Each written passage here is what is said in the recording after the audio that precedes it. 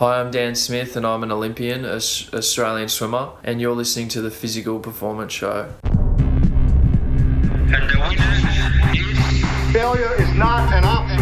I've had my ups and my downs. Phelps with 10 meters left. 3 minutes too good. The crowd roaring. Freeman wins gold. I think it's an absolutely breakthrough experience.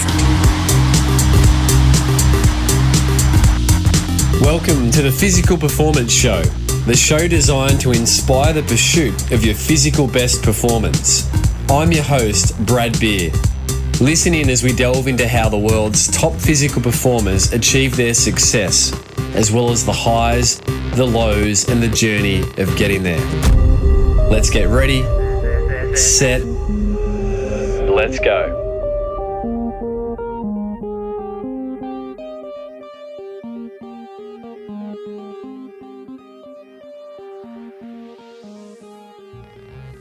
Welcome back, or welcome to another episode of the Physical Performance Show, brought to you by Sanitarium PB and Pogo Physio. I'm Brad Beer, physiotherapist by trade and training, and founder of Pogo Physio. The aim of this show is to educate and inspire you towards the pursuit of your own physical best performance. We do this through interviews featuring some of the world's top physical performers and also some of the world's preeminent experts in their chosen field. Each week, we'll aim to bring you the highs, the lows, and the learnings of the featured guests.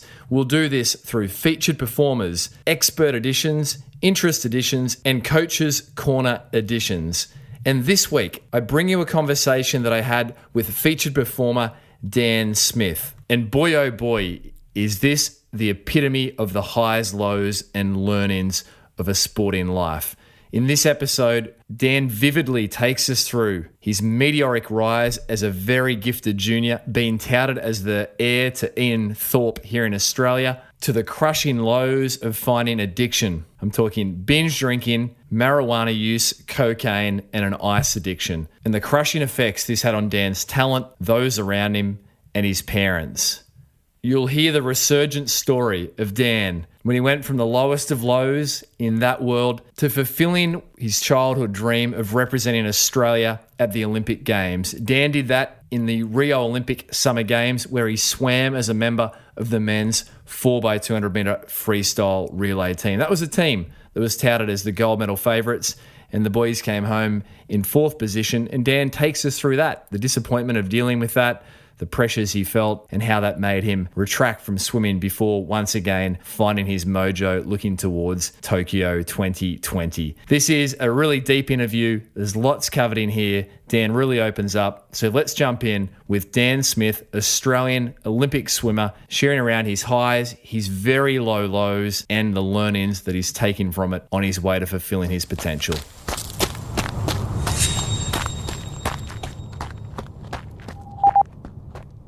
Dan Smith, this is for me really exciting, and I feel a real privilege to be able to sit today with you in person and unpack the story of Dan Smith, which really does feature some meteoric lows and equal highs, and certainly a whole multitude of learnings in between. So thank you for swinging past and spending the time. Thank you. Thanks for having me. I'm excited to be here. And, I'm lucky that we're here in person as well. I think it's cool. And, I'm looking forward to, sharing parts of my story as well. And story really is a powerful word, because this is a story unlike any other athlete on an international stage that I know of. Dan, let's start though with this. What's one thing that Dan Smith, Australian Olympic swimmer, is learning at the moment? I think at the moment, I'm really focusing on my why, and I've been trying to hone in on that and really work on my why, so I'm able to, be able to endure sometimes. Being an athlete, sometimes it's quite tough, and if you don't have a strong why, then sometimes it makes it a lot harder. So I'm really honing in on my why, leading into Tokyo 2020. And, being a year and a half out now, so I've got then the rest of this year till I really focus on my preparation again really focus in on my mental game and why I'm swimming and what that looks like. So, you know, I'm in really exciting times in my career at the moment. Obvious question, why are you swimming? I feel like I've got a mission, you know. I feel like I'm here for a reason in life, and I feel like that, you know, my mission isn't just the pool, but it's also influence and to create influence for people. You know, I want to have a massive impact in my life, and I feel like that I can do that through the pool. You know, my stories come out through some things in the pool, and I've had a lot of good feedback. I'm able to help out a lot of people, and you know, I feel like my mission's more than the pool. But I guess for me, one thing I'm realizing now is swimming's influence, and you know, being the top of your game is influence, and hopefully I can reach that, so you know, I can have greater impact in my future. Dan, let's paint the picture of your story. We'll obviously throw to the highs of your swimming career to date, of which I think you would recognise you feel there's a lot more still to get out of your potential. But take us back to you as a junior swimmer and how you first got introduced and inspired by becoming, you know, a credible swimmer. How did that happen in your youth? Well, I come from a really good family. My family was quite wealthy and stuff, and you know, when I was 5 years old, my parents had a marine boat business, so we're in the water a lot. And my family was, my family had me in the water. And so what they did was they decided they put me in the swimming lessons, and I just naturally progressed from one thing to another. And before I knew it, you know, I was starting to win medals at a young age, and I just had such a natural gift for the water. You know, probably none like no other, really. You know, like I had a real special gift for the water and a real natural feel for the water. And you know, moving forward a bit, when I was 13, I won 6 gold and 2 silver at the national titles, and I also broke Ian Thorpe's Australian 200 metre freestyle record. So you can imagine what life was like for me at a young age. You know, I was very successful, you know, and I was literally labelled as the next Ian Thorpe. And when I was 14, I won 8 gold and 2 silver, and you know, that's one of the most gold medals won at the age titles. So you can imagine what, you know, life was like for me. I was in Dennis Cottrell's squad at a young age, and I was lucky enough to live down the road from Grant Hackett, so he'd take me to training a couple of times, you know, every now and again, and so I got to see what you know, it really looked like as a professional athlete and how hard that guy worked. You know, I've never seen anyone like it, and I was able to be inspired by him, and you know, I just naturally kept progressing through the ranks.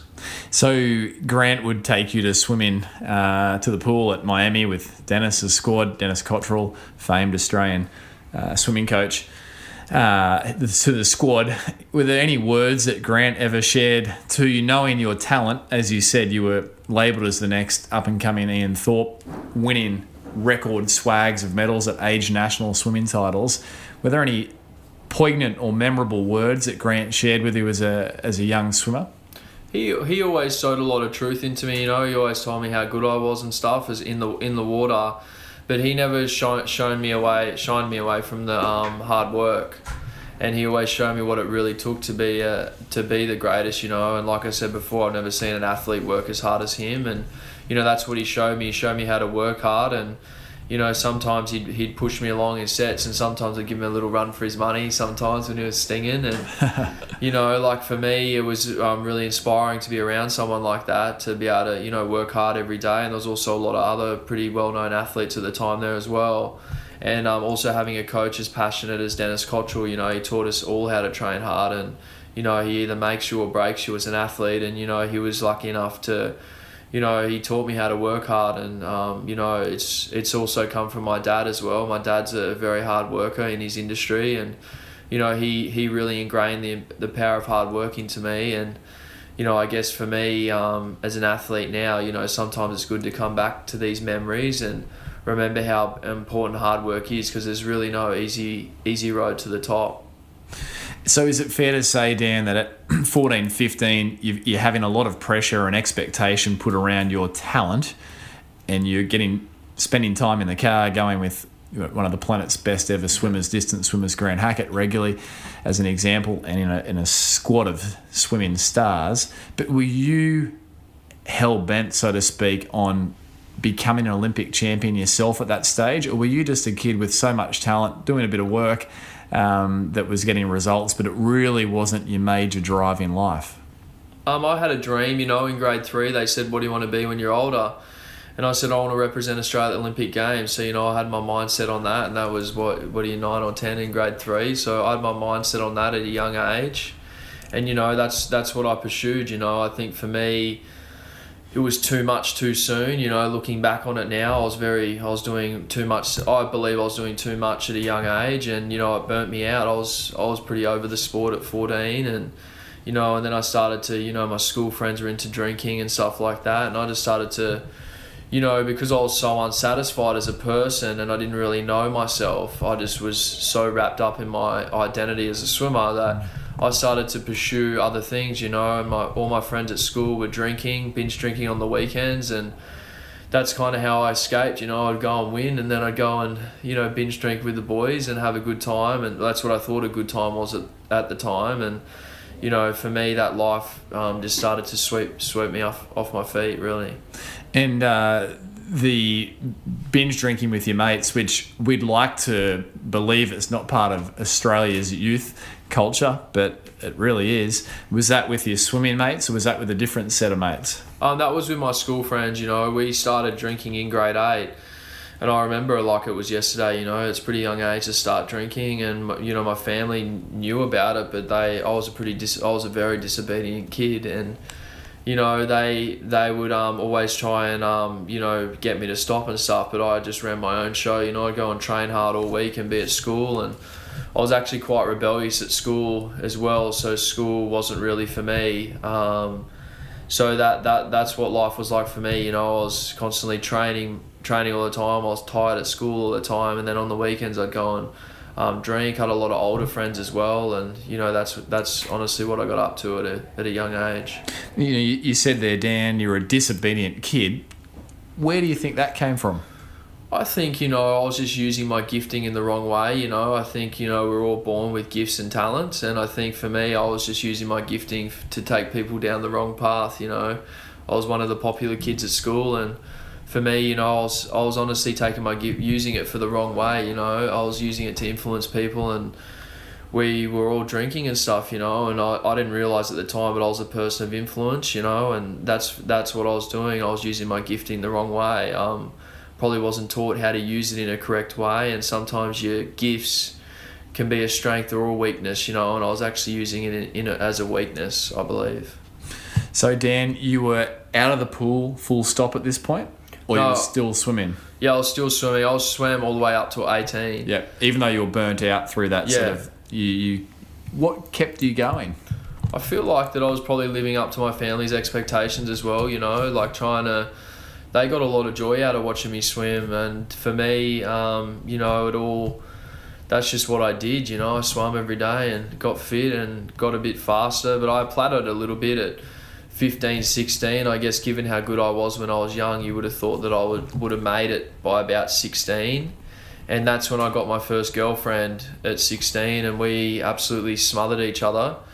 And, we were dated for about 2 years, and in that time, I spent a lot of time with her, and my swimming, I lost that real drive that I needed for the pool because I wasn't that satisfied with it anymore. And, that was my next little outlet, was having a girlfriend. I didn't drink much in that time either, and we had a good time together, but for me, I just went from one thing to another, and, my swimming career didn't quite get as good as what it could. And you coach Dennis at that stage. I mean, what were the observations or reflections on the reasons for that? Was it that you were not disciplined enough, not attending all the sessions, or did people looking in, like your coach Dennis, recognise that you were being distracted by other things? I think given my talent and stuff, like I could still swim quite fast in training, and I feel like that I never took myself to that next level. So I guess for me, like I was probably always just sitting at that level, probably at an 85% level, which was still a good level at the time, but it never took me to be the best in Australia or one of the best in the world. And Dan, so from the binge drinking, the burnout with your swimming, even though you kept swimming on, living up to the expectations of your family and others, the swimming community. Geez, Dan Smith's got a big future. Where did it start to shift from just binge drinking to other substances, as is part of your story? Yeah, definitely. You know, as I started to get a bit really lost, I got my car license and stuff, and I actually got expelled from school at in grade 10, and you know, that's when I started to, you know, I was working with older people. I was working with people that are 10, 15 years older than me, so I was able to, you know, get exposed to things that I probably shouldn't have. And then all my older friends when I was younger were then into different stuff then. So when my girlfriend and I broke up, you know, I was pretty hurt by, you know, some poor choices that I'd made. And, you know, I started getting into the partying scene, and that's when I started to get introduced to ecstasy tablets. And what happened was I seen one of my friends that was younger, that was an older guy, and he had a Monaro. And I said to my best friend, "Oh, how did you get that?" And he goes, "Oh, he sells drugs." And I was like, "Oh, sign me up." So there I go, you know, go and get my first, you know, amount of drugs. And I started to try and deal drugs, and, you know, I was really just a lost boy. And at the time too, I won my first Open Australian title, so I was number 1 in Australia at 18. And that's, you know, that's when my life started to, you know, spiral out of control. I was also DJing a bit, and I was DJing school after parties. And, you know, for me, sounds pretty bad too, but I also really liked drink driving. I was a very disobedient kid, and, you know, that's what I was up to. I used to drink drive on the weekends and train during the week, and I was also selling drugs at the same time. I mean, if you're listening to this and didn't physically know you, it would sound like those disparate things are almost impossible to be housed in one physical body. You know, you had maybe that was my word there. You had a like for drink driving. You were selling drugs, party drugs, I suspect, at that point. Yeah. And yet at the same time, you were winning your first Australian swimming title. What distance was that for? What stroke? The 200 freestyle and the 400 freestyle. And, you know, you're talking about one of the great nations of swimming in the world. Yeah. And so the dedication and the skill required for that's absolutely enormous. And how were you reconciling all these different activities? How were you feeling at that point? Were you excited about your Australian title? No, I wasn't. You know, I actually at the time was embarrassed to win, because I didn't want to win, because I didn't want to get interviewed at the time. And that's honestly was my reason. I never fully achieved my potential of how good I actually was at that time. And, you know, all I wanted to do was party and, you know, escape really the way that I was feeling. And, you know, before I knew it, I was DJing a formal after party. This is about 4 weeks after the Australian title, and I was on a break because I had a bit of a shoulder problem at the time, and physios weren't as good back then as what they are now. And, you know, I had to take a bit of time out of the water. And for me, this one night, I was DJing a school after party up at, you know, on the Gold Coast here. And, you know, the long story short, the party got cut off, and I've came out to my car, and I was very intoxicated at the time. And I've 2 of my best mates were passed out and vomit in my car. And, you know, I've put seatbelts on them, cleaned up all my vomit, and packed up all my DJ gear. And I've decided I'd get behind the wheel of the car, and I've driven home. I've gone to drive out of the main onto Ferry Road, the main street of the Gold Coast, and as I'm driving out, it was about 3 a.m, and the cops have put their sirens on because, you know, the cops knew that I was driving out of the party. And, you know, I gassed it. I didn't want to get caught, and I ended up getting in a high-speed police chase, and the police clocked me at 198 kilometres an hour in a 60 zone, and I was doing that down the main street of the Gold Coast. And the police, I was driving so out of control, the police had to call the chase off. And as I've come down to this intersection on the Gold Coast, this car's ran a red light, and I've had to hit the brakes. And what happened was, because I was going so quick, the car kept going straight, flipped front to end 3 times, and went through a brick wall and into a house. And so we all, you know, I'm very thankful that we all miraculously survived. You know, I ended up kicking my door open and ran from the scene and went on the run from the cops. And what happened was I ended up getting caught down the road, and that's when I got locked up, and I got put in lockup. And I spent 3 days in there, and when I came out, all the news crews were waiting for me out the front, and they absolutely humiliated me and embarrassed me. And I never knew how to deal with any of those feelings, so I decided it'd be a good reason to, you know, run away from the pool and run away from all my friends at the time. And that's what I did. You know, I started, all my schoolmates were into marijuana and stuff, and that's what I started to do. I started to sell drugs and smoke marijuana, and you know, that's how I really escaped the way that I was feeling at the time. So you're feeling pretty rotten on the inside. I mean, how does your coach respond? Like, Dennis, you've just won your first Australian title, showing, open Australian title, I should say. This potential is now being realised to a degree. Going from that to all of a sudden 3 nights in the lockup and then running away from everything. I mean, what were the conversations like at that point? Because the relationship between an athlete and a coach is, you spend more time with your coach than you do with your family. I think for me, I ran away. I didn't talk to anyone, and I was that embarrassed. I didn't want to show my face at the pool anymore, and I blocked Dennis out as well, and that's how I just coped with it all. And I literally just ran away from it, which wasn't the right thing to do looking back on it now. And, that's when my life, really started to spiral out of control. So there'd been, and this just all gives context for the great achievements you've had after these years in more recent times, Dan. But so there'd been the marijuana, there'd been the party drugs, there'd been the drinking, and then things continued to spiral down. Yeah, definitely. Like I said before, I come from a really good family. I was working with my dad at the time, and I was able to maintain a job with him, and I was actually into a lot heavier drugs at the time, like cocaine and stuff like that. And my dad actually found a bong in my car, and he's like, "Oh, you either get out of home or you go to rehab." And I said I'll go to rehab. Like, I wasn't that happy with what I was doing. And the thing was when I went to rehab, I just met more people that did it, and I met a whole different crowd of people, and they were a lot older than me. And before I knew it, I got out of rehab, and then I was sitting in a room with a 55-year-old man smoking ice for the first time. And he looked me in the eye and he said, "Son," he said, "you're too good for this. Within 3 months, you'll lose everything."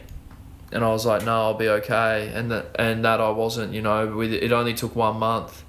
And before I knew it, I was a full-blown criminal. I was like quite big from the gym at the time, and I got down to 68 kilos.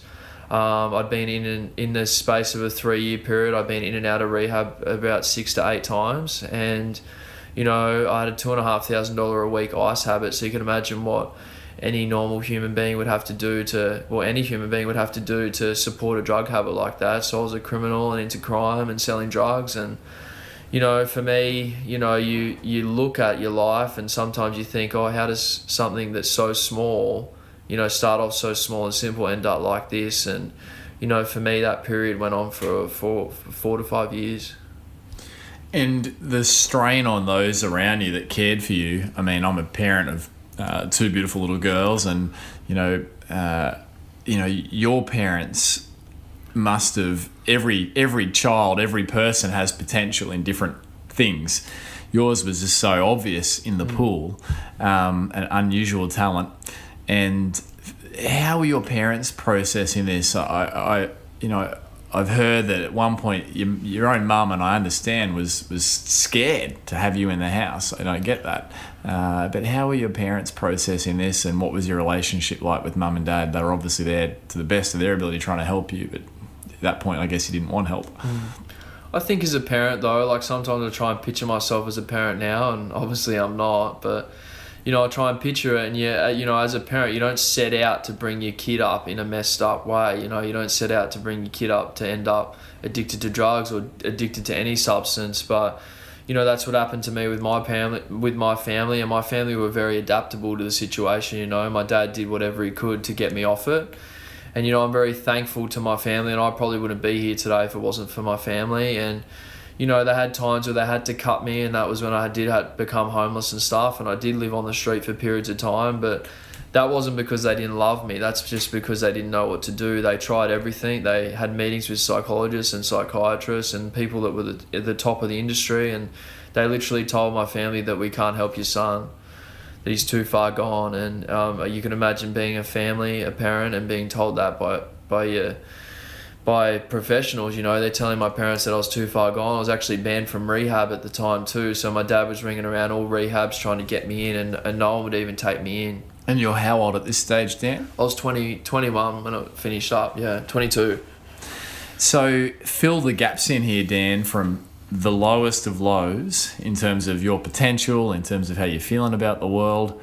I imagine there were times when you didn't even probably want to go on. Yeah, definitely. I've had heaps of times where I've tried to end my life. I've spent time in the mental health ward. I've been locked in there for weeks on end in the padded cells and that. And I've also had really bad drug-induced psychosis as well, where they told me that I probably wouldn't come out of it.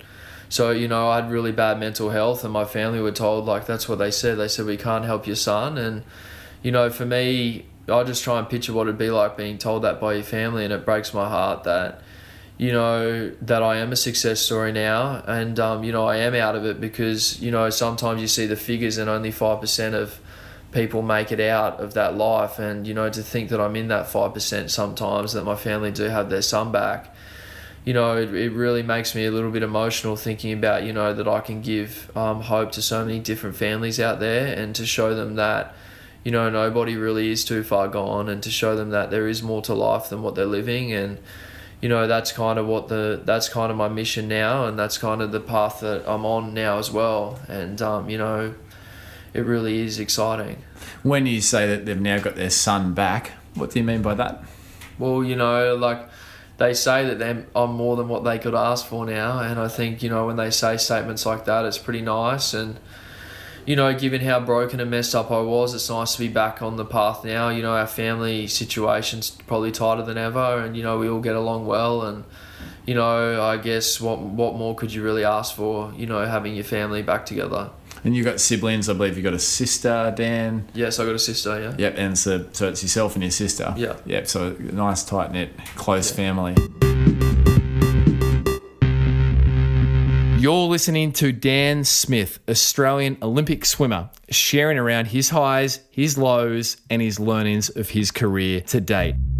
Support for today's show comes from Sanitarium PB. Looking to achieve your personal best? Of course you are. Sanitarium PB can help. This refreshing drink contains 32 grams of protein per serve to help with muscle recovery, when included, of course, as part of a balanced diet. Sanitarium PB is made with a balanced blend of milk and plant proteins, all your essential amino acids, and contains no artificial sweeteners. Find Sanitarium PB in delicious chocolate or vanilla flavours at your local fuel station. Be your personal best. Recover and refuel with Sanitarium PB. Support for today's show also comes from Pogo Physio. We exist to help you get back to your physical best following injury. We want everyone who walks through the doors of Pogo Physio to cross their physio finish line.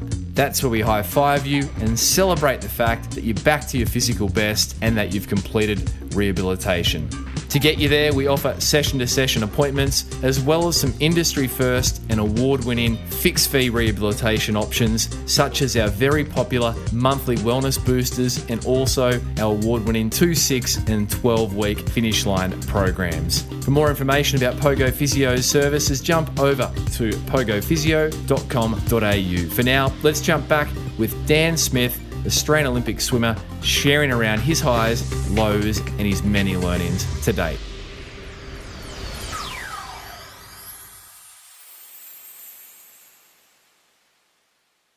So Dan, leaving many chapters out here on this incredible story, how do you then get to the point where you make your first Australian Open swim team to head off to the 2015 World Swimming Champs in Kazan as part of the 4x200 metre freestyle relay team? I'm obviously local here on the Gold Coast, and I recall the buzz around that Dan Smith's back in the pool and Dennis is going to coach him into his potential. I remember everyone was excited. So how did all that happen? How did you make your first Australian team? Well, obviously, given how messed up I was and stuff from the drugs, and realising that, this can't be my life, I ended up coming to the end of the road, and I was in Brisbane, and, I ended up ringing I reverse charge called my dad at the time, and I was living on the street, and I said, look, Dad, I can't do this anymore, I need to turn my life around. And so he ended up paying for a taxi for me to get from Brisbane to the Gold Coast. And when I rocked up to their house, they lived in an apartment block that you couldn't get into. And when I rocked up there, my my dad said, "Oh, you're not allowed inside. Your mother's scared of you." And that's when something started to change in me a little bit at that time, and I started to realise the damage that I'd done, but I didn't know how to fix it. And I was in a lot of trouble with the rehabilitation centres as well, and I was also in a lot of trouble with the law. So anyway, my dad's taken me to work, and I've got my drug phone back on, and just randomly one of my mates rang me, and he wanted to talk to my dad, and he said to my dad, "Look, I know someone that can help your son. Your son's too good for the life he's living, and I see a lot of potential in him." And this is one of my drug mates at the time. And anyway, he ended up getting a meeting with this guy in Surface, and I didn't know at the time, but it had Jesus on the side of the building, and I honestly didn't know anything about God or anything at the time. And anyway, my dad had been robbed by bikies, and he's had all the trouble with the bikies and all that, and criminals and stuff. So we've walked into this office, and this big bikie dude's walked out with a big jacket on, and I didn't know at the time either, but it had God squat on the back, and he had a big gold chain. He's probably 6'6", a big, massive bloke. And my dad's had a BMW at the time, and he's dacked his car keys because he thought we were getting robbed. And anyway, we've gone into this room, and he's locked the door behind us, and my dad was shaking. And anyway, I started pouring out everything I was going through, and at the time, and he ended up telling me, my dad was there crying his eyes out because my dad was, left at the end of the road as well. And I ended up pouring out all my life to him, and he said, but the Mike Barrett said to me, he said, "Look," he said, "I've been clean for 17 years. And he said, "I've got a rehabilitation program that transforms people's lives." And he said, "We can help you, bro." And that was the first time in my whole time that I'd been on the drugs that anyone ever said that to me. And he said, "Look, you're meant to be clean for 2 weeks to get into our program, but I'll give you 5 days to get clean." So my dad went and got me a unit. I remember like it was yesterday, and I went and got KFC, and I pretty much ate the whole menu. I was so hungry, and he got me a unit, and I slept for 3 days straight, and I woke up, and I convinced my dad to lend me $500 and went and got back on the drugs again. What drugs were they at that stage? Ice. I was an ice addict. And so what happened was I ended up getting a little bit ripped off at the time, which is I'm a little bit grateful for. And my dad came and picked me up, and he knew I was high, and I said, "Dad, they're not going to take me because they're going to UT test me." And he said, "You're going anyway." And so he took me to the room, and I did the UT test, and I was obviously came up with drugs in my system. And the guy, Mike Barrett, because I was going to Harvey Bay, their rehabilitation program up there, and he said he ended up convincing the lady to take me anyway. So they ended up taking me, and I went in a car on the way up there, and it was quite a funny story. I thought I was going to a luxury rehab centre, and the guy that took me in the car, he goes, "There's one condition on me taking you in the car." And he's a pretty criminal looking bloke, and he goes, "I get to play whatever music I like." And I said, "Yeah, whatever, like you're doing me a favour." And anyway, the guy played Christian music the whole way up, and I was like, "What's wrong with this guy, Why is he so happy?" And anyway, he ended up telling me his story, and he'd been in and out of jail for 12 years, and he used to eat out of bins, and anyway, he's full turned his life around. He'd been off the drugs for 4 years. So I started to be filled with these stories of hope, and that you can turn your life around. And when I rocked up to the rehabilitation program, it's pretty funny too. There was all bunk beds there, and all dudes that had been in and out of jail, and I was a criminal at the time too, and they did Bible study every day, and there was 166 rules all related to the Bible. And I couldn't believe what was I didn't know what was wrong with them. I've never seen people that were so hungry to turn their lives around, and to be loved and accepted by the leaders in that place, like I never felt that before. And that was when my life started to turn around.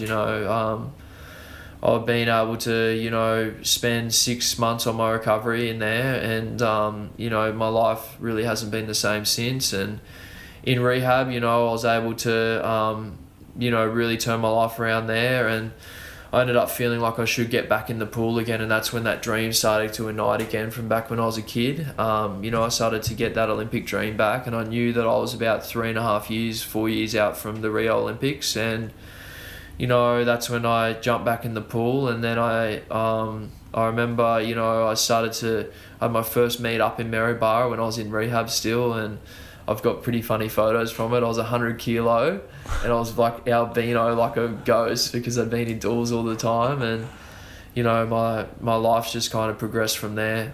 And how did you go in that first meet back? Pretty good. The pool was like pretty much knee deep at one end, so I hit the bottom on the turns because I didn't even really know how to swim at the time. So it was pretty funny. Wow. And then Dennis Cottrell, your coach, really your career coach at that point, he took you back in and you put your head down and did some work. Yeah, definitely. You know, I'd been back in the water for 3 months, and that was the 2014 Commonwealth Games trials, and I made the final there. And I remember before the final went out, they were interviewing Dennis because my story went quite viral at the time. And the following year in 2015 was when I went to Worlds and got a bronze medal in the 4x2 relay. And then 2016 was the Rio Olympics, and that's when I was able to fulfill my lifelong dream and go to the Olympic Games. And you know, obviously this is the high of your sporting career at this point, fulfilling your dream of going to the Olympic Games. But then, you know, you shared before we hit record today that, you know, dealing with the disappointment of your Olympic campaign, your own disappointment, and, you know, and Australian society can be funny. Praise the heroes when they're up and really often not when they're not performing at potentially what how they could. And so I recall the sentiment nationally with the Australian swim team from the Rio Olympic Games, and your team went in as gold medal favourite, true, for the 4x2, and tell the rest of the story from there.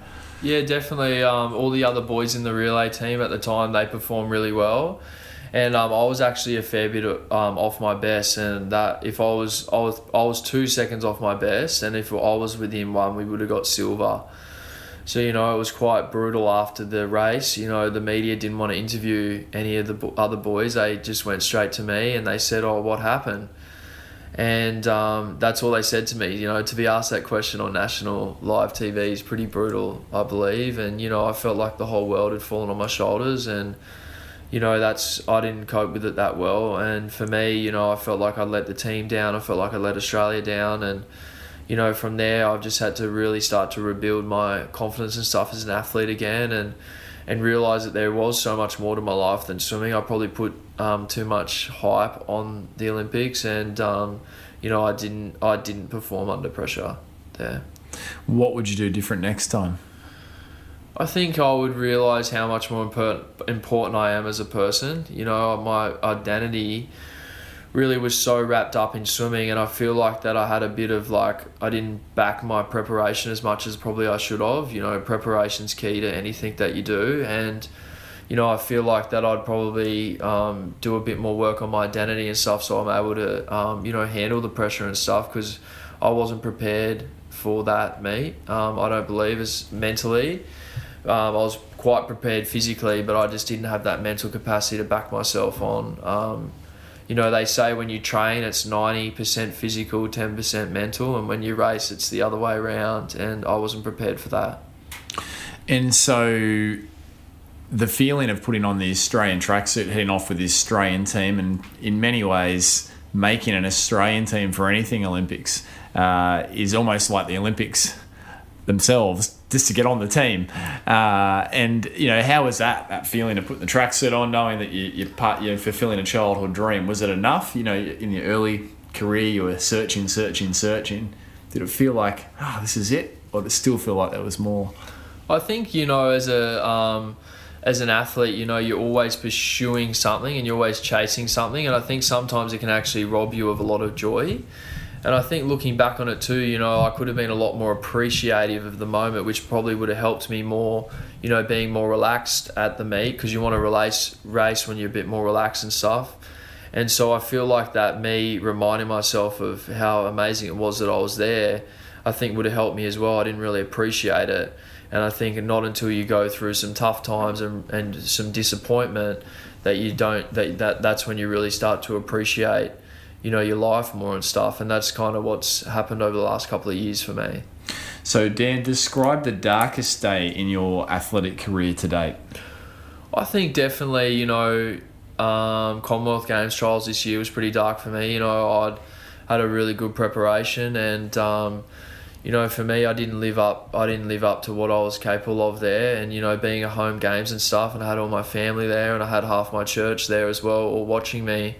And, you know, for me, you know, I didn't live up to what I was capable of doing, and for me it hurt me, you know. And I think for me I've been on a bit of a rebuild series between, like a rebuild you know, season for me as an athlete, and that's why I've got a bit of time now, a bit of downtime now to focus on my mental capacity more, and how do I get that next level out of yourself. Because to be the greatest, you know, you've got to be able to do things that other people can't do.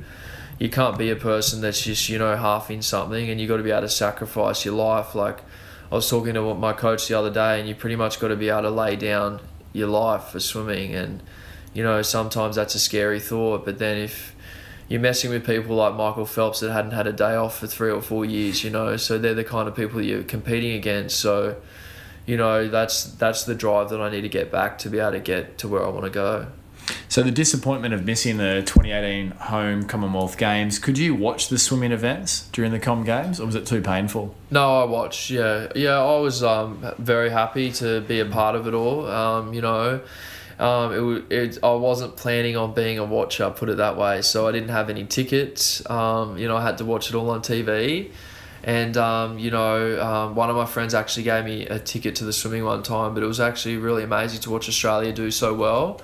And, you know, I think it was cool, you know, sometimes to sit back and, you know, get some appreciation back for the water. I think, you know, I could have done that better at Olympic Games and Worlds in 2015 and been more appreciative for where I was at that point in my life. And I think moving forward, if I was to get back on the team and stuff again, I'd have a different approach.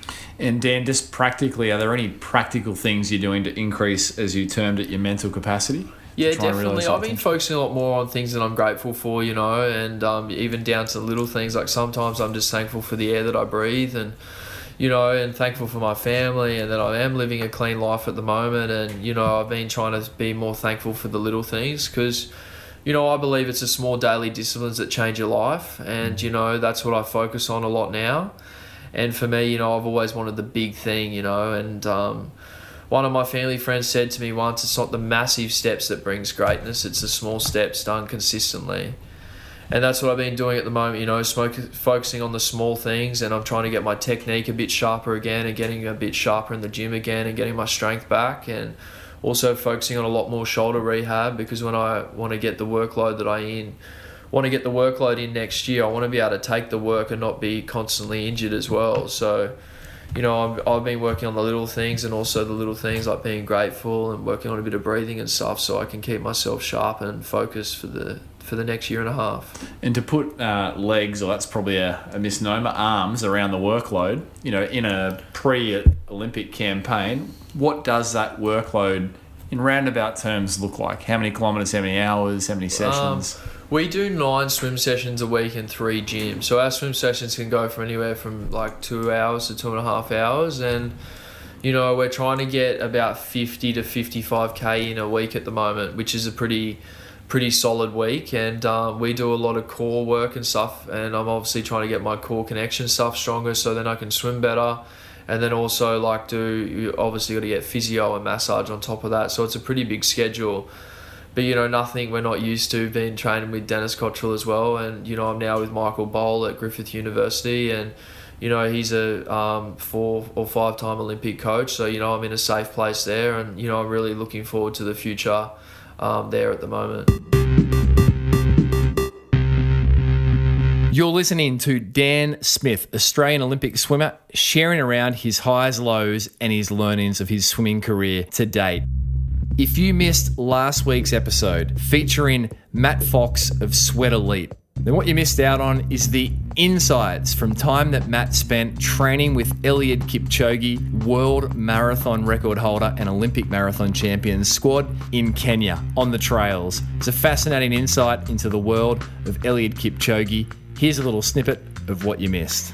One night very early on in our month, it rained very heavily overnight, and there was a trail that they normally do their fartlek on, which was a little bit muddy. So the last minute they decided that the course was too muddy, and they decided to do the fartlek just down the main highway. So they were running down the highway with trucks horning, motorbikes horning, because everyone knew him. Most people know who he is there. So he's just hammering down the highway at 245 per kilometre with massive trucks driving within metres of him. To tune into the full episode and explore the archives of the Physical Performance Show, be sure to jump over to pogophysio.com.au for the show notes, or simply peruse the show's archives from within your favourite podcast player. For now, let's jump back to Dan Smith, Australian Olympic swimmer, sharing around his highs, lows and learnings. Dan, are you ready for a performance round? Yes. So Dan Smith, what's your most liked training session? I would have to say, a good hard quality session, that's 200 race specific. Like for the event that I do, really specific race work, I would say that I like that the most. Most disliked training session? I guess you go through phases as an athlete too. Sometimes you feel better going fast, and sometimes your aerobic base stuff feels, quite average. Otherwise it's the opposite way around. But I think, doing long aerobic sets, especially when you're first coming back to the pool, I would say, doing long aerobic sets is the hardest. Favourite pre-race meal, pre-meet, pre-swim meal? What's fueled you at the World Champs, for example? You can't really go wrong with I don't mind peanut butter on toast or something, like something quite nice like that. That's something pretty nice and simple.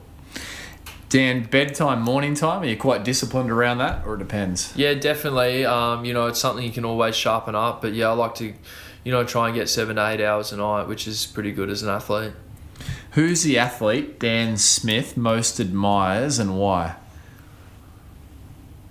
I'd probably say Emily Seaborn. I really like her as an athlete. I think she's someone that's showed a lot of adversity as an athlete, and I think for her, she's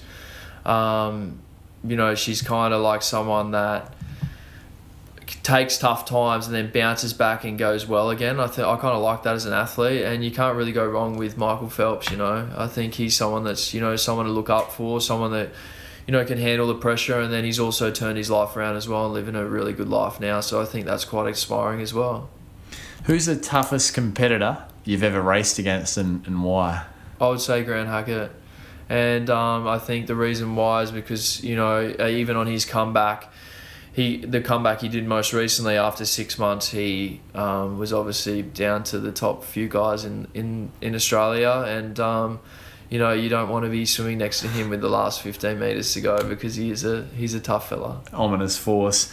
Dan, is there a mantra or regular self-talk that you use when you're competing or training? I think I try and show myself a lot of love. I think, sometimes when you're an athlete too, your swimming can be like a bit of self-sabotage, in a way, and a bit of like a bit of punishment sometimes, because you constantly beat yourself up if you don't perform. And I think for me, I've tried to up my self-talk to be a bit more loving, because sometimes you're not always amazing at what you're doing. You do have tough days, and some days you don't perform. So, they're the days that count for me with my self-talk, and I've been trying to be a lot more loving to myself in those times. That's a pause on the performance round. That is such a deep and rich insight that I think many people, let alone athletes, just don't have a lens around. Where's that come from for you to have that level of insight? I think, it's come from like a lot of knowing myself, but also, I'm a Christian now, and God's really transformed my life. And if we were in a church service, obviously I'd probably talk a lot more about God at the moment. But for me, being a Christian, someone who loves God and loves people and loves ourselves, and so that's what I really focus on. And the more I've been able to love myself, I've been able to be a lot nicer to myself and stuff. And we after experiencing a lot of disappointment and stuff, it's quite easy to beat yourself up. So for me, I've been able to show myself a lot more love through these last few years, and hopefully I can get myself going again. Dan, your best recovery tip? I would say Doing a light swim session for me is quite a good recovery tip. Like if we have a couple of hard days of training and then gym, I feel like that's, a light swim, because we have recovery every couple of days in the pool. That freshens me up again for the next tip, and you can't really go wrong with getting a massage. Yeah. One word to describe your racing style, what would it be? Strong. How would Dan Smith describe being in the zone? Peaceful. When was the last time you were in the zone? Probably the 2015 Worlds. And Dan, final question in the performance round. What's the hardest training session you've ever done? Oh, you would have to say Dennis Cottrell's Monday mornings, I would say. Sets of 300s. That's definitely the hardest session. They're always the same, and it's always hard. Always hard, always the same. There's that consistency. Dan, if you could boil everything you've learnt through your swimming physical performance world to date into one bit of advice for listeners of this show to help them perform at their best, what would it be? If you could only have one piece of advice, what would it be? You're not what you do. Yeah. There's so much more than what you do. There's so much more to you than what you do. So powerful. Yeah. Dan, a fun question. Everyone loves to get an insight into the personality of the guests of the show. 3 people at a dinner table. You may have been asked this before. Living or past, excluding family members, that's a given. Who's at Dan Smith's dinner table and why?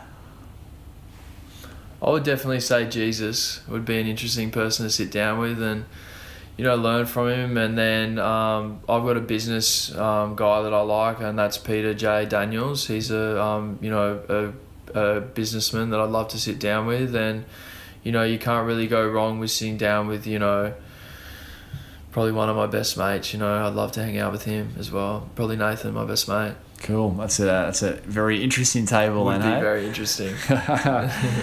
Dan, finish these sentences.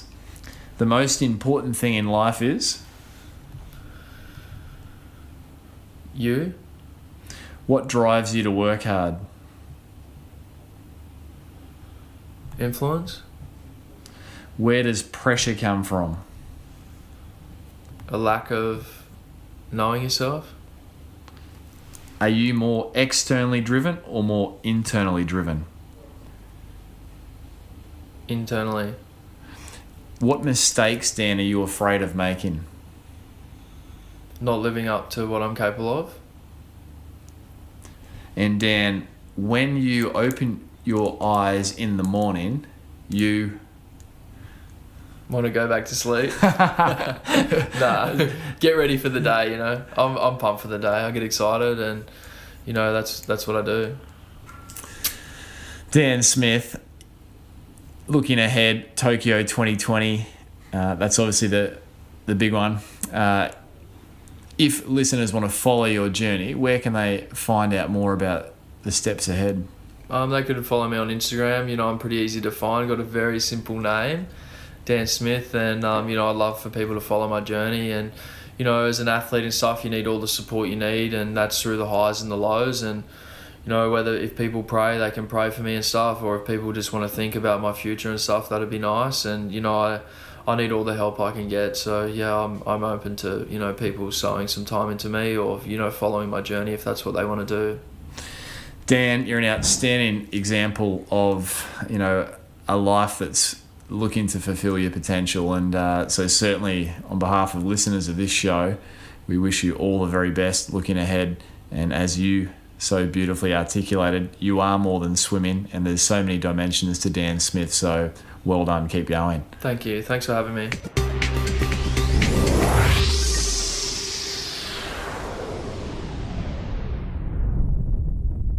So there you have it. How about that? Another episode of the Physical Performance Show. And I'm sure you are moved, just like myself, to really make the most of what we each have after Dan's sharings. Now, if you enjoyed Dan's sharings today, please, please, please take a moment to let Dan know. You're welcome to tag me in as well. Do that over on social media, and you can find Dan at Dan_Smith28, that's 28, the numerals, on Instagram. And let Dan know what it was that you took from his generous sharings today. Now, an appeal for your help. I would love it if you're enjoying the Physical Performance Show, if you would take the time to subscribe to the show. Subscribing really is the best way to help the Physical Performance Show get into more earbuds of people just like yourself who are looking to pursue and enjoy their physical best performance. So you can do that subscribing from within whatever podcast player you choose to listen to the show through. So thank you in advance. If you're yet to hit subscribe, but you've been enjoying the show for more than 4 episodes, then please hit subscribe. It automatically updates each episode each and every week as they go live. Big thanks also to the good folk leaving reviews over on iTunes. A big shout out this week to show listener Cronulla Jane. Cronulla Jane rated the show 5 stars and commented, "Absolutely love the podcast. Being a Cronulla Sharks fan, I'm trying to find the Matt Rogers episode, but it seems to have been archived. Can you let me know how to find it? My 8-year-old son who loves to swim recently listened to the Trent Grimsey episode. He was amazed at the amount of training Trent did and is now more keen to swim the English Channel so he can eat McDonald's every day for a month. Someone the whole family would like to hear from on the podcast is Cam McAvoy. Congratulations on a fantastic podcast." Cronulla Jane, thank you for taking the time to leave a review, and please be sure to contact me over on social media at Brad_beer or b.beer at pogophysio.com.au, and I'll shoot out a gift to say thanks for your review.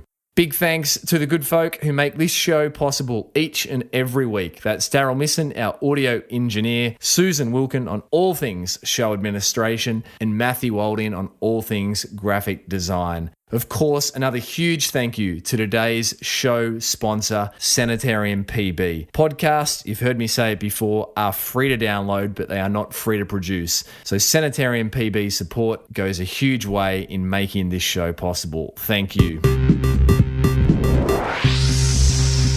Now, coming up on next week's episode of the Physical Performance Show, we keep the featured performer episodes coming your way. There will be some expert editions to follow, doing a deep dive into ACL injuries of the knee and also hormones for performance with none other than my own wife, Dr. Chris. But next week, off the back of today's episode, I'll bring you a conversation that I recently had with Nicola Spirig. Nicola Spirig is a giant in the world of triathlon. She is the 2012 Olympic triathlon champion in one of the best finishes you'll ever see in any sport, where she took the gold medal by the narrowest of margins ahead of Sweden's Lisa Norden. She then backed that up 4 years later with a silver medal in the Rio Olympic Games, coming in behind Gwen Jorgensen, prior featured guest of the Physical Performance Show. And looking ahead, Nicola Spirig is preparing for the Tokyo Olympic Games in 2020, which will be her 5th Olympic Games. This was a very interesting conversation where Nicola